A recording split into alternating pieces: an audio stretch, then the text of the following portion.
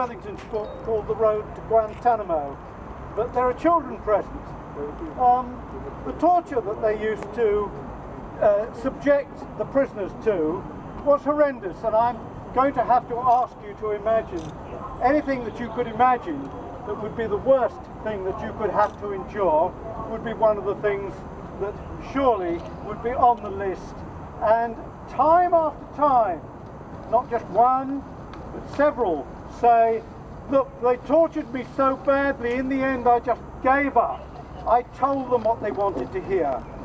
And this was the procedure in Guantanamo, and other people would tell stories about other prisoners and goodness knows what, and about weapons of mass destruction in Iraq, and Shaka knows a lot. And when he comes out, it could be embarrassing, couldn't it? And I was talking to Jeremy Scargill the other day, who's just produced a book called Dirty Wars, and his feeling is that people were in Guantanamo not for any good reason, so they're held for not for any good reason, except that it could be very embarrassing when they come out. He even suggested that it might be possible that Obama, because of the risk of the embarrassment, might just let it carry on and leave it in the in tray for the next president, another 4 years. And what I want to tell you now is that we cannot weaken, we've got to sustain our campaigning if we're going to achieve anything. I have deliberately provoked the authorities in Whitehall. When I write to William Hague, I get a letter back from the counter-terrorism department, and I wrote to William Hague last time and I said, look, this counter-terrorism department, totally useless, it's done nothing. And then I got a letter back from the counter-terrorism department that said, Noel, you should know we can do nothing, he's not got a British passport.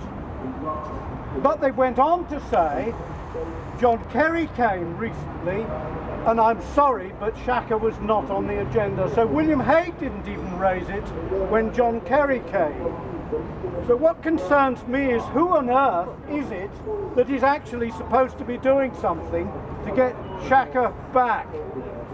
Let's make sure that we're there to remind them that we need someone to do something to get Shaka back. We know Jane Ellison is working for it. We know that there's going to be a debate in Parliament. We want all the MPs to be there to bring pressure to try and get something done. Thank you very much.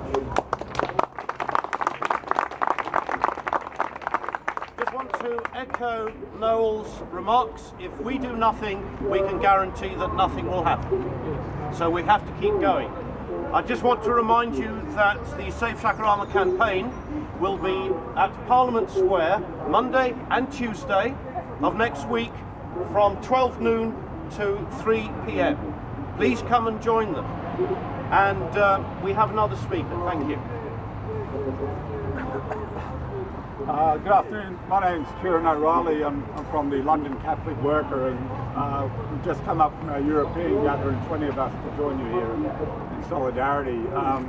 Our people in New York a number of years ago illegally flew to Cuba and walked 50 miles to Guantanamo and held a vigil there, and out of that came Witness Against Torture. We've been very active this week in solidarity in the United States. I'm also a former prisoner of the United States, so served 13 months in prison for damaging a B-52 bomber during the first Gulf War and lead up to the massacre over Iraq. And I know others here have also been to prison, and prison is it's a fascist situation generally, and it's there to dehumanise and isolate you. And I have been involved in Australia in a prison hunger strike, and you cannot underestimate the challenge that is to the power of a prison. Because the prison is all about atomising and turning people against each other and giving people little privileges, and etc., etc. So don't underestimate how shaken they are by this hunger strike at Guantanamo. And what I see is people struggling to maintain their humanity in an inhumane situation in Guantanamo, and at the point of saying, we are no longer willing to cooperate with this. We are no longer willing to even eat. And you have this, you can imagine the visual of this cell extraction unit coming in looking like Darth Vader, where they're going the other direction. To look so inhuman, they look like these kind of Star Wars robots. And it is a real struggle between those who choose to be human, whatever tradition they're from, Islamic or Christian or agnostic, the struggle to be human in inhuman situations. And also, as a former political prisoner, I can say what sustained me was one, my own spirituality, and that's very subjective. We all have different variations of that. But what is common to us all is the other thing that sustains a prisoner, which is solidarity. And that's what we're doing by gathering here today. And that's what Bradley Manning did when he released these cables exposing Guantánamo. And that's what Julian Assange did in WikiLeaks by publishing and revealing all the techniques they're using there.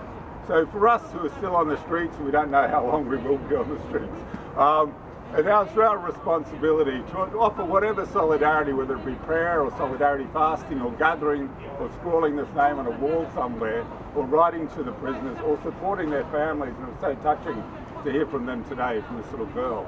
And I just want to congratulate you for going against this culture of passivity that all ask of you for fascism to reign is to avert your gaze, to pretend this is not happening, and to really engage the reality of Guantanamo. Thank you.